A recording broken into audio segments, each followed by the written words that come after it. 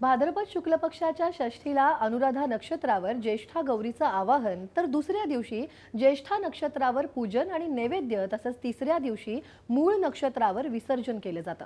महालक्ष्मी म्हणजेच गौरीची चित्र किंवा त्या ठिकाणी आपल्या परंपरेनुसार चिन्ह ठेवली जातात आणि ज्येष्ठ नक्षत्रात महालक्ष्मीची पूजा करतात, तिला महानैवेद्य दाखवला जातो। तसंच विदर्भ आणि मराठवाड्यात गौरीला महालक्ष्मी असं म्हटलं जातं आणि ज्येष्ठ नक्षत्र म्हणून तिची पूजा केली जाते, म्हणून हिला काही ठिकाणी ज्येष्ठा गौरी देखील म्हणतात।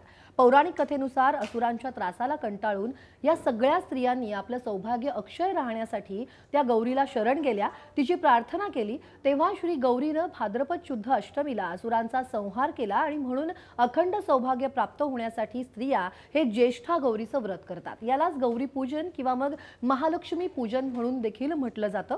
गौरीच्या पूजेची पद्धत आणि परंपरा ही बहुतांश ठिकाणी वेगवेगळी आहे। काही कुटुंबामध्ये गौरीचा मुखवटा आहे, तर काही ठिकाणी पारंपरिकता जपत जलाशयातून 5, 7 किंवा मग 11 खडे घेऊन त्यांना गौरी स्वरूप मानून त्यांची पूजा केली जाते। तर काही ठिकाणी 5 लहान मडक्यांची उतरंड ठेवली जाते आणि त्यावर गौरीचा मुखवटा सजवला जातो। तर काही घरांमध्ये गहू, तांदूळ, ज्वारी, हरभरा डाळी या धान्यांच्या राशी केल्या जातात आणि त्या झाकून त्यांची पूजा केली जाते। तर काही ठिकाणी गौरींची चित्र किंवा मग पत्रकं असतात, त्यांची पूजा केली जाते। तर काही ठिकाणी धातूच्या कोठ्यांवर मुखवटा बसवला जातो।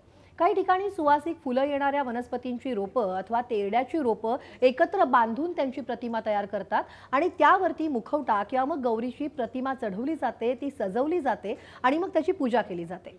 परंपरेनुसार ज्या महिला गौरी घरात घेऊन येतात त्यांचे पाय दूध आणि कोमट पाण्याने धुतले जातात, त्यांच्या पायावर कुंकवानं स्वस्तिक काढलं जातं आणि घराच्या दारापासून जिथं या गौरी या महालक्ष्मी विराजमान होणार आहेत तिथं लक्ष्मीच्या पावलांचे ठसे उमटवतात।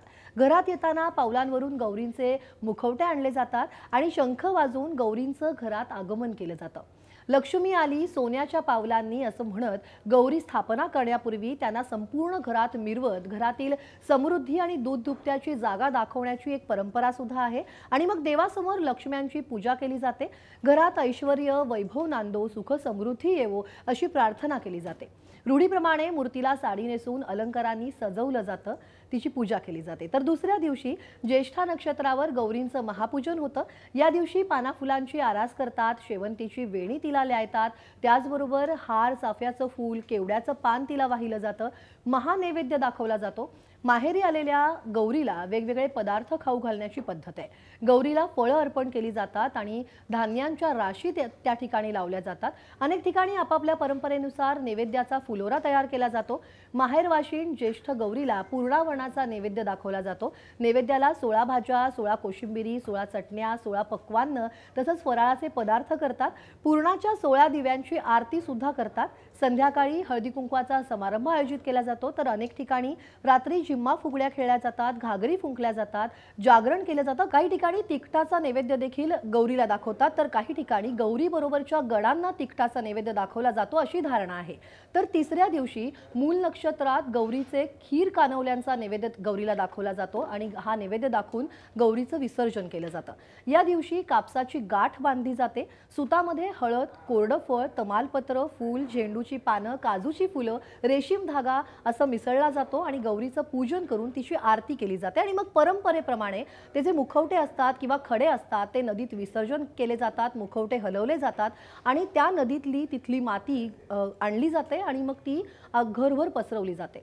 आणि त्याचबरोबर दोरकाची पूजा सुद्धा काही भागात केली जाते। गौरीच्या पूजेबरोबरच गुंडा म्हणजेच दोऱ्याला कापसाच्या 16 गाठी दिल्या जातात। ह्या 16 गाठी देऊन पूजा केली जाते। तो गुंडा मग हळदीनं रंगवून दोरा घरातील सुना आणि मुलींच्या गळ्यात बांधतात। अश्विन वद्य अष्टमीला गळ्यातून काढून त्याची पूजा केली जाते आणि ही जी दोरी असते ती महालक्ष्मीचं असल्याचं समजलं जातं अशी काहींची धारणा देखील आहे।